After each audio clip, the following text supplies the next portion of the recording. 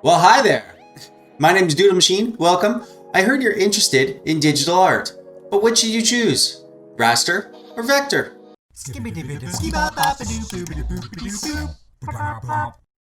Today we're going to be talking about raster art and vector art. We're going to talk about the difference between them.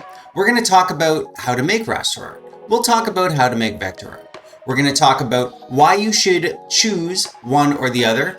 And finally, we're going to talk about the best free and paid programs to make raster and vector art. So let's get this party started. Welcome, ladies and gentlemen, to the battle of the arts. Raster versus vector. Fight!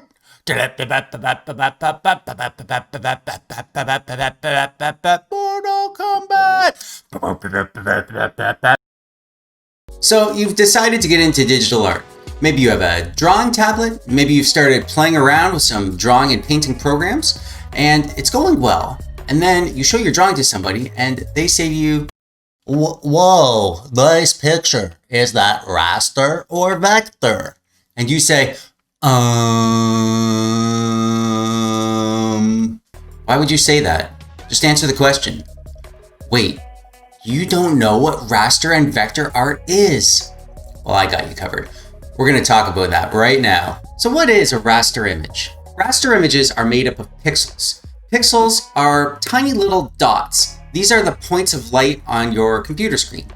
They can be any color and they're arranged in a grid. You're probably aware that digital photographs are made of pixels. Like when a camera says 20 megapixels, it just refers to how many pixels are used to make up the images taken by that camera. When you zoom in on a photo, you'll see that what looked like straight lines are actually made up of thousands of tiny squares to give the illusion of a straight line. Raster art is the same. It's art that's made on the computer in a raster art program, and it's art that is made out of pixels. Look at this banana I made. Isn't he cute? If you were to zoom in on this image, you'll see that it's made of lots and lots of tiny little squares. The edges that look smooth from far away are actually a staircase of pixels, which sort of look like the building blocks of an image. The image doesn't look detailed when it's zoomed in.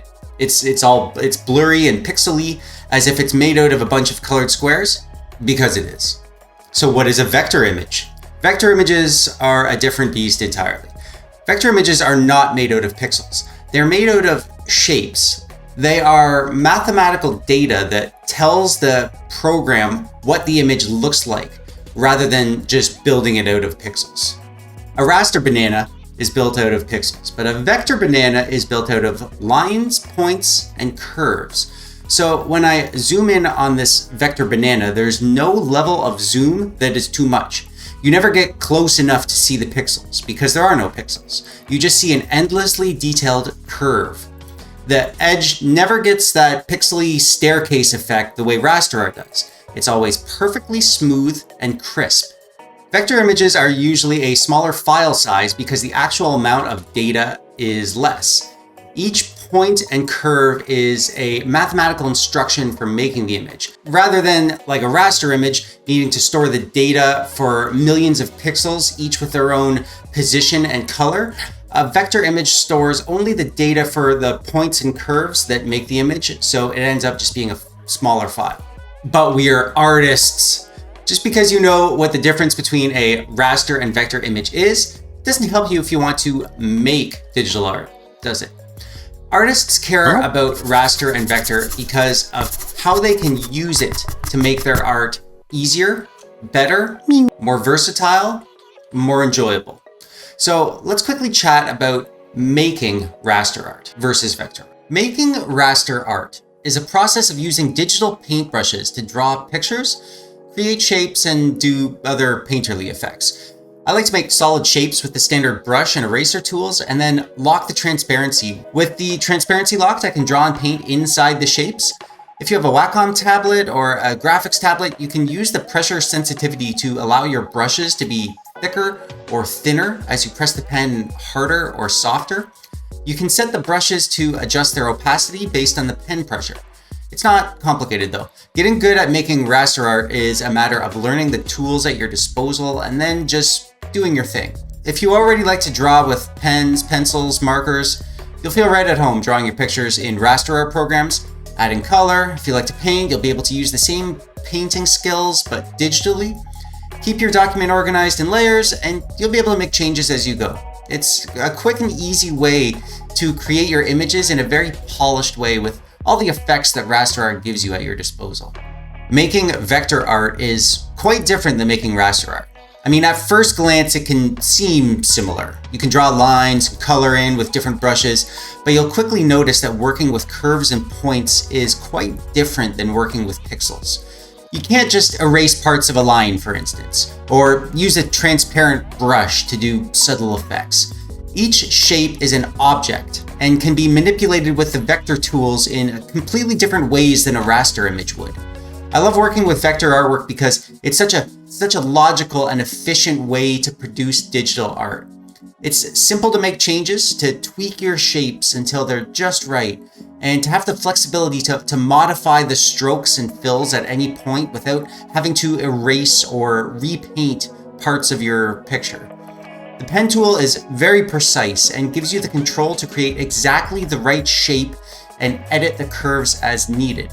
And there are lots of other effects like blurs and masks that you can use in vector programs that will give you the power to do the same visual effects as a raster art program, but with the flexibility to modify every aspect of the drawing at any point. So yeah, very different making raster art compared to making vector art. Some techniques only work in one or the other, and some things are just easier to do in one or the other. But the main reason to choose raster art or vector art is the actual format of the files that both produce. For some projects, it doesn't matter if you make it in raster or vector, but for some, it's absolutely required that you have a raster art file or a vector art file in the end. If you've done digital art before, there's a good chance it was raster art. I'm going to venture a guess that the vast majority of digital art is made in raster art software. So why would you choose to make digital art in raster? Lots of good reasons to choose raster over vector. The first is the effects. So the effects you want to achieve only work in raster art. For example, painterly effects, smooth blending, and just mixing different rendering styles in the same image. Another good reason to choose raster over vector is that it's easier, especially for certain types of things. So if you're doing something that's just easier to do in raster art, for example, collage type work or working with photos. Another reason is that it's simpler. So raster art is technically simpler. You just need to learn a few simple tools and brushes, and then you're on your way. Vector art is much more complicated. Another good reason is that it's less resource intensive. Raster art programs can be less demanding on your computer. If you have a slower PC, maybe raster art will be your only option for making professional illustrations and being able to do everything you want to do, because vector effects can be much more resource intensive on the system because, like I said before, it's actually calculating mathematical data about the image and rendering it in real time rather than just building it out of pixels. Another good reason is the technical limitations of the projects. So some projects that just need that pixel data. For example, sprites for video games and pixel art and lots of types of animation. There are lots of other types of projects too that they're only possible to do in raster art programs. And finally, it's fun. It is fun. My favorite art program at the minute is a program called ArtRage, which is a raster art program, and I like it because it's fun. It's simple and easy, and the images that I make have a style to them that's literally impossible to do in a vector art program. I use it because it's fun, and raster art is fun. Okay, so raster images are amazing. They let you get great painterly effects, and you can use them in many different ways. So why would anyone choose to do things in vector? So just like raster, lots of good reasons to choose vector art. The first is the technical limitations. So just like with raster art, some projects require vector art. For instance, lots of printing methods like fabric printing, they only work with vector artwork.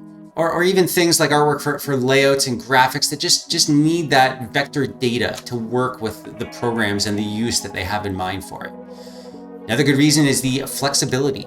So an amazing thing about vector art is that it's so easy to edit things.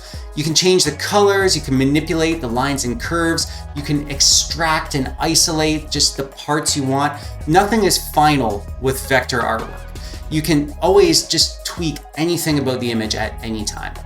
Another good reason is what I'll call scalability. So vector artwork, because it's not made of pixels, it's ideal for big uses because you can zoom in or scale it up to any size without worrying about that pixel resolution. With vector artwork, you can take a doodle you made that's meant to be literally a tiny icon and stretch it huge and print it on like the side of a bus. You don't have to remake the art. The quality is perfect no matter what size or level of zoom that art is viewed at. Another good reason is the file size. Not like the physical dimensions that it's printed, but the actual size of the file. Vector artwork is just tiny, tiny, tiny files compared to raster artwork. Even for very complicated art, raster images can be huge, even for really simple art. So if file size and portability is an issue, then vector artwork is the obvious choice. Finally, it's also fun. I mean, vector artwork, once you learn the slightly more complicated and technical methods for creating the work, just as fun to make. Lots of vector-specific methods of shading and layering are just so cool once you learn their tricks, and it's just as fun to make vector art as it is raster art once you learn the ropes. Let's talk about raster art software. There are lots of raster art programs. There are more raster art programs than vector programs because they're more fundamental and easier to work with. And I assume they're easier to make as well. They just keep track of the pixel data, and they let you draw or paint with pixels using the program's tools. So there's not much to them. My bread and butter raster art program is Adobe Photoshop, which is super powerful and feature rich. It has the ability to use different brushes to achieve different effects. This is the industry standard raster art making program. You can achieve pretty much any effect that you want. It has all the other technical tools and photography features that you could ever need. Photoshop is my most important program, but my current favorite program to work with is ArtRage. ArtRage is super fun and easy. It paints with pixels and has realistic painterly brushes like Photoshop. But what makes ArtRage different is that the paint has what's called a bump map, which means that the paint actually picks up lights and shadows like real paint. It also blends like real paint. You can smudge it together and mix it, scrape it around. You can use oil paints, watercolors, pens, pencils, pastels, palette knives, and it all behaves like the real stuff. It's also super easy to work with, yet is feature rich enough to do professional work. And I'll tell you about a few free options. Krita would be the main one I'd recommend. I played around with Krita a while back with an animation student I was tutoring, and it seemed legit. Pretty much like a poor man's Photoshop. If you're starting out or looking for a Photoshop alternative, I'd say go with Krita. Another that I'll mention is GIMP, which stands for Graphical Image Processing.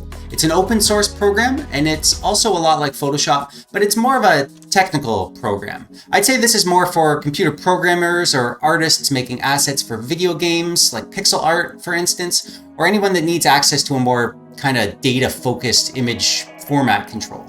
Let's talk about vector art software. So my bread and butter, most used vector art program is Adobe Illustrator. In fact, that's my most used computer program, period. I spend all day in Illustrator usually. The vast majority of my work traditionally has been vector artwork. My clients and customers tend to prefer that because it gives them the flexibility to use the artwork in lots of different ways and modifying it without needing to remake all or parts of the images. Adobe Illustrator is the industry gold standard for vector artwork. It's the big dog. It has every effect, every tool, all you need to do whatever you want to do in vector. There are also many techniques and tools that Illustrator has that no other vector art program has. And if you learn all that Illustrator has to offer, then you'll be able to make very complicated vector artwork super easily and without limits. There are a few free vector art programs, and the one that I'll recommend is the only other vector art program that I've tried, and it's called Inkscape. Inkscape is the poor man's Adobe Illustrator. When I used it, I found I could do everything I wanted to do. All my old Illustrator tricks, they work just fine.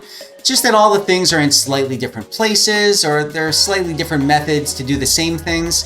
Inkscape is a full-featured vector art program, which is amazing considering that it's completely free. But which one should you choose? All right, I've told you about how they work. I've gone over the pros and cons of each. Which should you choose? I say use them both. There is a time and place for raster, and there is a time and place for vector. And if you know both styles of program, you can easily switch between them. But you can actually use both types of programs together to achieve more than you could by just using one or the other. For example, maybe you want to do a sketch in your favorite raster program because it feels more like a pencil. Then you bring that over to your vector program so that you can make those nice crisp outlines and objects and manipulate the lines easily. But then maybe you want to color it in your raster program so you can use some cool painterly brush effects and add brushwork backgrounds. But then when you're done, you want to combine it with some typography in a layout, which is easier to do in a vector program. In the end, the viewer probably won't know which method you used to make the image, so using them together will give you the best of both worlds. There's even some cool Adobe Photoshop and Adobe Illustrator integration options where you can bring a vector image into Photoshop and easily go back and forth between the two programs seamlessly, but I'll save that for another video. Lots to think about, lots to learn. Vector, raster, both have their ups and downs. Please let me know in the comments below. Is there anything about this topic that I didn't address? Are you a novice looking to learn one or the other? Or are you experienced in one or the other? And if so, why did you choose that? If you're experienced in both, which do you prefer? I'd love to hear what you have to say down there.